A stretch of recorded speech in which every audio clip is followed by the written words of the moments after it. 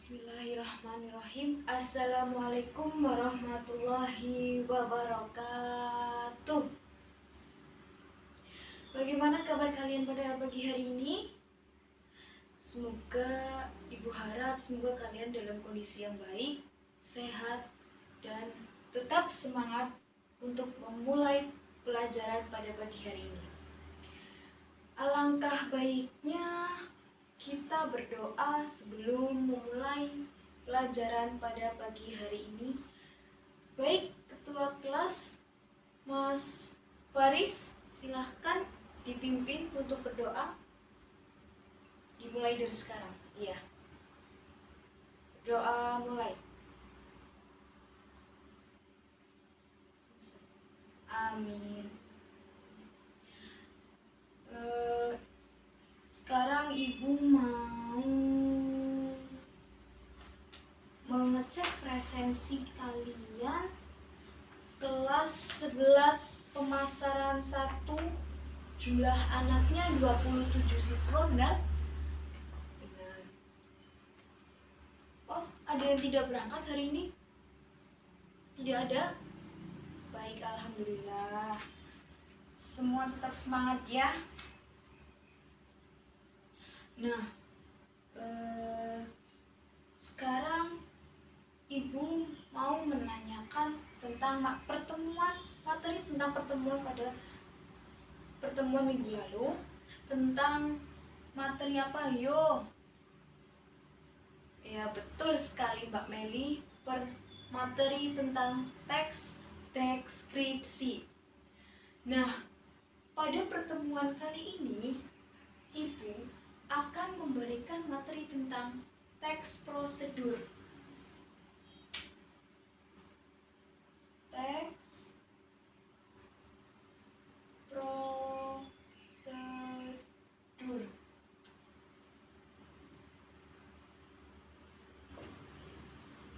Nah, teks prosedur. Ada yang tahu apakah teks prosedur itu apa? Coba Mbak Ayu jawab pertanyaan dari Ibu. Teks prosedur itu apa? Hah? Nggak tahu? Aduh. Baik, Ibu akan menjelaskan tentang teks prosedur. Teks prosedur adalah suatu bentuk teks yang berisi langkah-langkah atau tahapan-tahapan dari suatu kegiatan yang harus dipenuhi agar kegiatan tersebut mencapai tujuan yang sama atau dengan tujuan yang lancar tanpa hambatan apapun. Yang pertama, pengertian.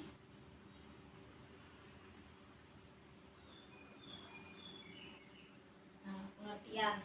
Tadi Ibu sudah menjelaskan tentang pengertian teks prosedur, yaitu yang intinya teks prosedur itu berisi tentang langkah-langkah atau tahapan-tahapan yang dari suatu kegiatan yang harus dipenuhi agar mencapai titik kesempurnaan atau dengan kegiatan mencapai dengan lancar atau tanpa hambatan apapun. Baik, sampai sini ada yang mau ditanyakan tentang pengertian dari teks prosedur. Nah, teks prosedur juga jika tidak mengikuti atau menjalankan prosedur dari kegiatan tersebut, maka kegiatan tersebut tidak akan berjalan dengan lancar.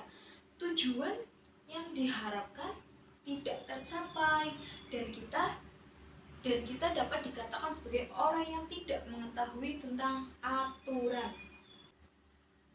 Nah, selanjutnya ada struktur dari teks prosedur. Struktur dari teks prosedur itu ada 4 macam. Yang pertama ada tujuan. Yang kedua struktur teks prosedur. Yang pertama ada tujuan. tujuan. Nah, Ibu akan menjelaskan tentang tujuan dari teks prosedur, poin strukturnya. Tujuan dari penulisan suatu teks prosedur yang dibuat dan berupa hasil akhir yang akan dicapai dari pembuatan teks prosedur, sehingga pembaca semakin tertarik dan semakin mengerti apa yang dilakukan dari kegiatan tersebut atau dari teks prosedur yang pembaca membaca. Nah, yang kedua ada langkah-langkah. Struktur teks prosedur ada, yang kedua ada langkah-langkah.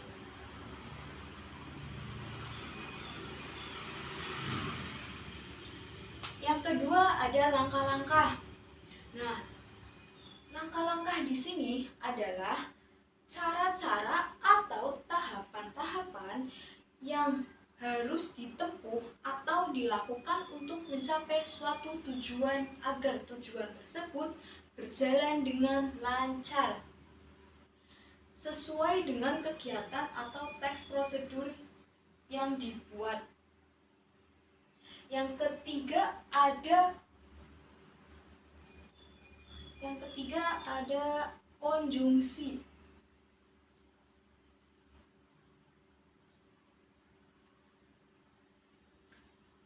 Nah, konjungsi ini atau kata penghubung di dalam teks prosedur adalah kata atau ungkapan yang menghubungkan dua satuan bahasa yang sederajat. Misalnya, kata dengan kata, frasa dengan frasa, klausa dengan klausa, ataupun kalimat dengan kalimat. Dan struktur teks prosedur yang keempat atau yang terakhir adalah keterangan waktu. Nah, keterangan waktu di sini dijelaskan dengan suatu keterangan yang menunjukkan suatu fenomena atau kejadian yang terjadi di dalam suatu kegiatan atau kalimat yang ada di dalam teks prosedur.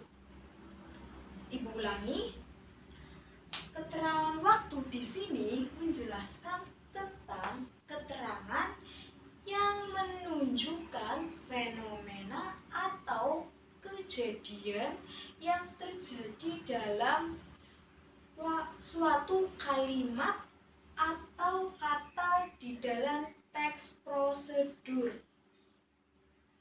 Nah, selanjutnya poin yang ketiga dari teks prosedur itu ada unsur kebahasaan teks prosedur. Ibu mau hapus dulu.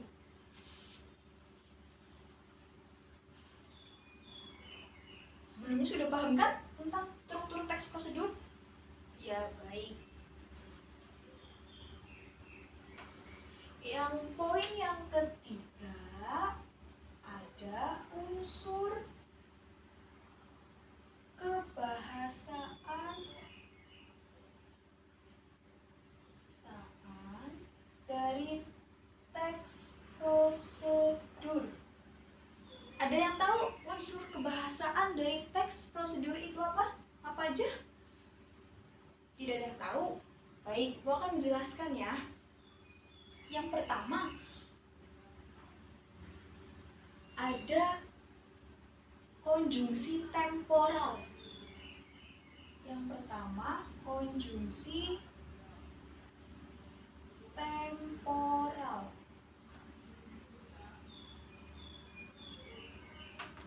Apa itu konjungsi temporal?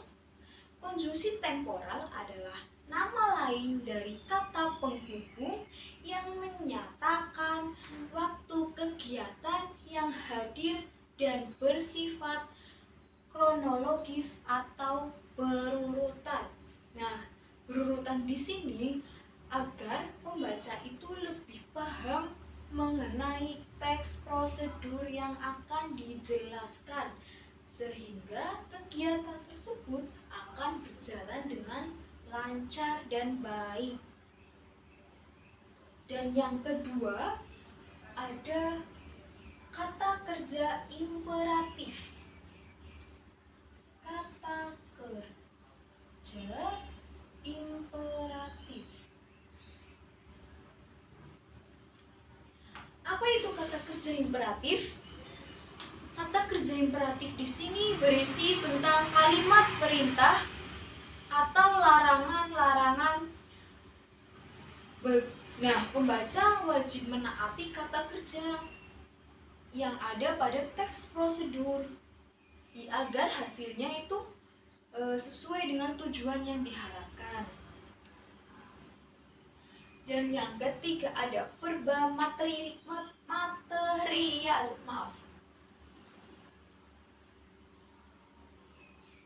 Verba material. Verba material yang dimaksud di sini adalah verba yang segala sesuatu yang mengacu tindakan fisik. Tindakan fisik di sini adalah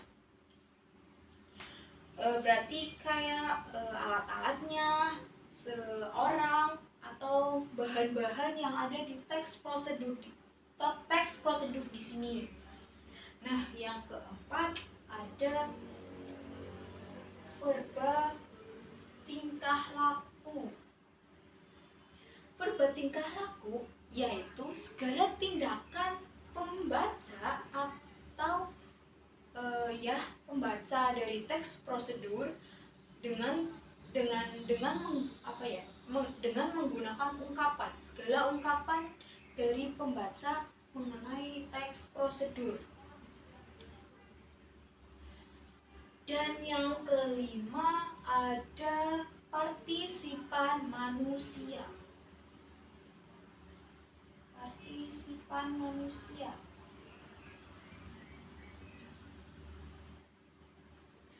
Partisipan manusia di dalam teks prosedur adalah teks yang ditujukan kepada manusia atau pembaca, baik untuk dibaca maupun didengar secara langsung. Oleh sebab itu, teks prosedur wajib mengikutsertakan manusia ke dalam tindakan tersebut untuk membantu langkah-langkah di dalam teks prosedur. Nah, penting sekali partisipan manusia dalam teks prosedur ini, karena kalau tidak ada partisipan atau manusia, teks prosedur atau kegiatan tersebut tidak akan berjalan dengan lancar. Dan yang keenam ada penanda atau bilangan pertanda. Nah, yang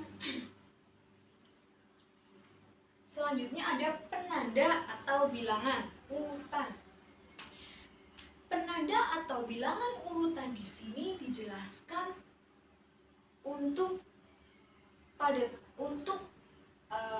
pada teks prosedur ini untuk mengetahui berupa angka atau memberi numbering. Namun beberapa ada yang menggunakan penanda atau bulat. Di dalam teks prosedur berupa langkah-langkah atau tahapan-tahapan itu harus diberikan penanda agar pembaca tersebut bisa mengurutkan dari awal sampai akhir, sehingga kegiatan dari teks prosedur ini bisa berjalan dengan lancar. Numbering tersebut bisa menggunakan angka nomor 1, 2, sampai seterusnya, atau dengan penanda bilangan urutan yang pakainya tanda panah atau bulat-bulat gitu. Dan yang selanjutnya ada kalimat interrogatif.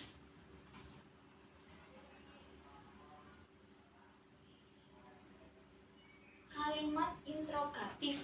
Ada yang tahu kalimat interrogatif itu apa? Pasti banyak yang mengetahui kalimat interrogatif. Kalimat interrogatif adalah kalimat yang digunakan atau berisi tentang macam-macam pertanyaan. Nah, fungsi dari pertanyaan di sini untuk meminta informasi tentang sesuatu hal yang ada di teks prosedur atau dalam kegiatan, urutan kegiatan tersebut yang akan dilakukan, agar langkah-langkah itu bisa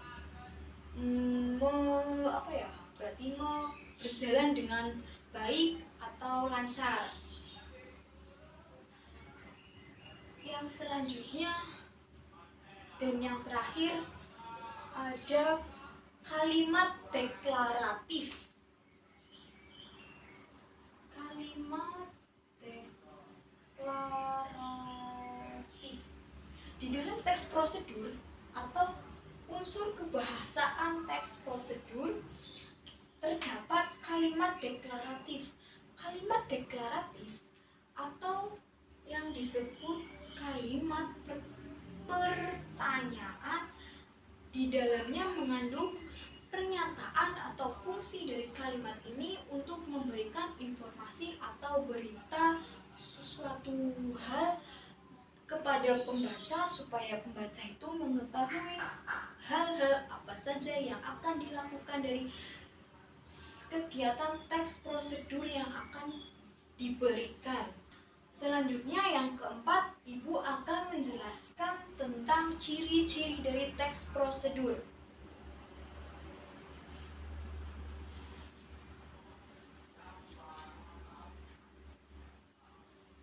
Yang keempat ada ciri-ciri dari teks prosedur. Ciri-ciri teks prosedur. Ciri-ciri teks prosedur di sini ada 4 ciri-ciri. Yang pertama menggunakan kata kerja aktif. Kata kerja aktif. Dan yang kedua menggunakan kalimat imperatif atau perintah. Kalimat imperatif. Yang ketiga menggunakan kata penghubung. Kata penghubung. Nah, tujuan dari kata penghubung di sini adalah untuk mengurutkan kegiatan-kegiatan dari teks prosedur dari awal sampai akhir sehingga pembaca menjadi lebih memahami tentang kegiatan tersebut. Dan yang terakhir dari ciri-ciri teks prosedur ini adalah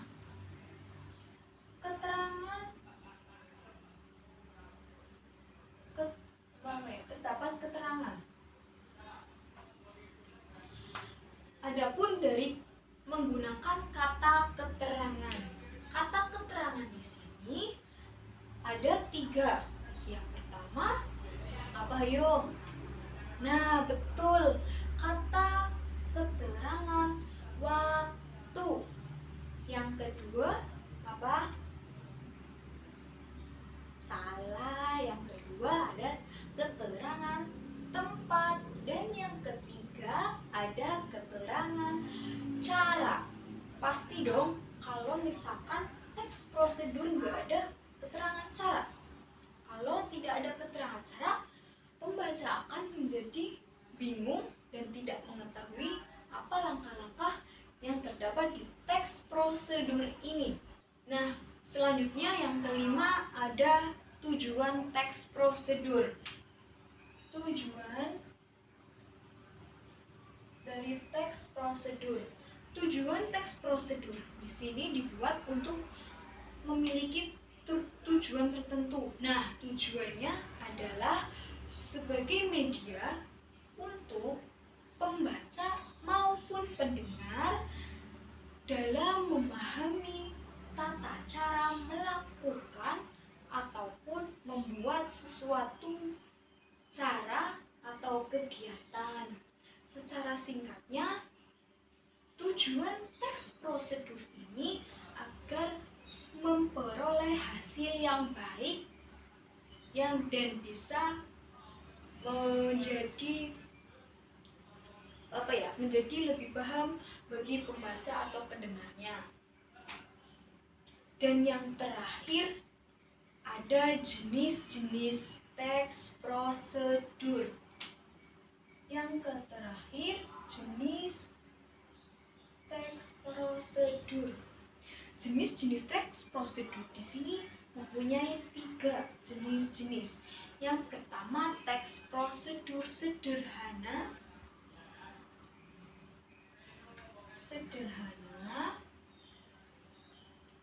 Yang kedua, ada teks prosedur protokol. Dan yang ketiga, ada teks prosedur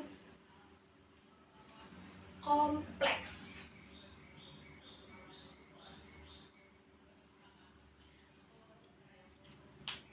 Teks prosedur sederhana adalah menyajikan teks prosedur secara singkat, padat, dan jelas. Umumnya, teks prosedur ini hanya mencakup tidak lebih dari 3 langkah-langkah. Dan teks prosedur protokol yaitu teks prosedur yang berisi tentang langkah-langkah kerja yang tidak terlalu ketat atau tidak terlalu membebani bagi pembaca. Dan yang terakhir ada teks prosedur kompleks. Nah, teks prosedur kompleks di sini terdiri dari banyak langkah yang harus diikuti oleh pembaca maupun pendengar. Langkah-langkah tersebut bahkan menggunakan sub-langkah-langkah. Baik, dari sekian materi teks prosedur di sini, dari pengertian, struktur, unsur, ciri-ciri, tujuan, dan yang terakhir adalah jenis-jenis. Apakah kalian sudah memahami tentang materi tersebut? Jika ada yang belum paham, bisa ditanyakan kepada ibu. Baik, sudah paham semuanya? Alhamdulillah. Waktunya kayaknya sudah hampir habis ya.